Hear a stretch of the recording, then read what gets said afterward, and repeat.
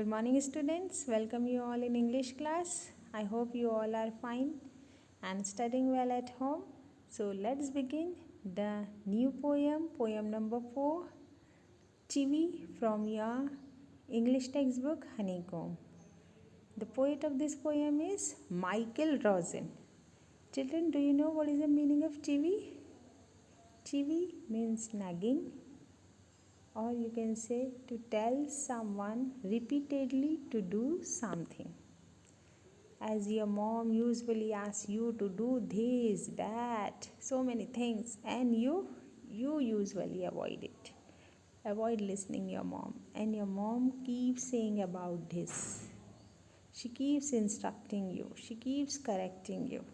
So this poem is a child like you, and I know you will enjoy learning this poem as it is related to you only.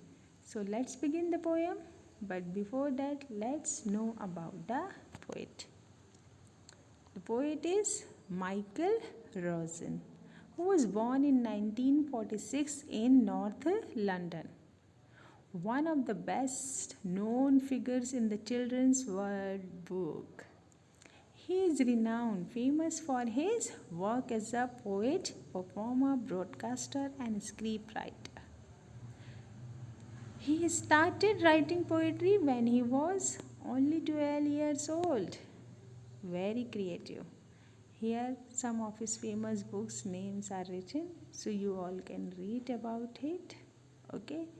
It was the small introduction about the poet Michael Rosen. Now let's begin the poem. The first stanza of the poem. Grown-ups say things like speak up. Don't talk with your mouth full. Don't stare. Don't point. Don't pick your nose. Grown-ups are your elders. So this first line here, the poet points out a series of instructions given by the grown-ups to the small kid. They used to give so many instructions. The instructions like speak up, don't talk with your mouth full of food. So the instructions, this is, you all know, the parents, mom usually give you so many instructions. So it's very simple. Now stanza 2.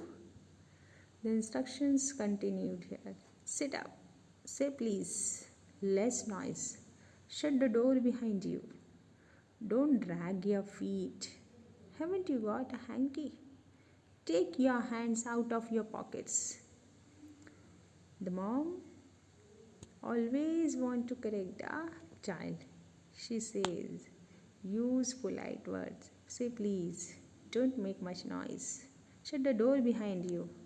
Don't drag your feet. Sit up. Haven't you have a hanky? Take your hands out of your pocket. It is bad manners.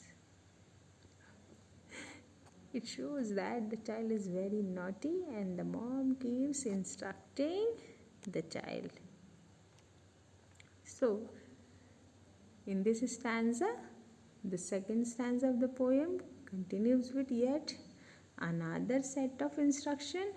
Each and every activity of the young child is under the control of their mom, their grown-ups. They keep correcting the child. Stanza 3. Pull your socks up. Stand up. Straight. Say thank you. Don't interrupt. No one thinks you're funny. Take your elbows off the table. Okay? The instructions continue here. Pull up your socks. Stand up. Straight. Say thank you. Don't interrupt when someone is talking. Don't you make funny comments. Don't you think you are so funny? Take your elbows off your table. Can't you make your own mind up about anything? What is this last line? Can't you make your own mind up about anything? Look, since beginning the elders are keep correcting the child, keep instructing the child, but in the last the elders ask the child, can't you make your own mind up? So here the poet objected that since beginning you are keep instructing the child, then how can he take the decision by his own in the end? How can you ask the child to make up your own mind? So let's read once again in this explanation of the poem.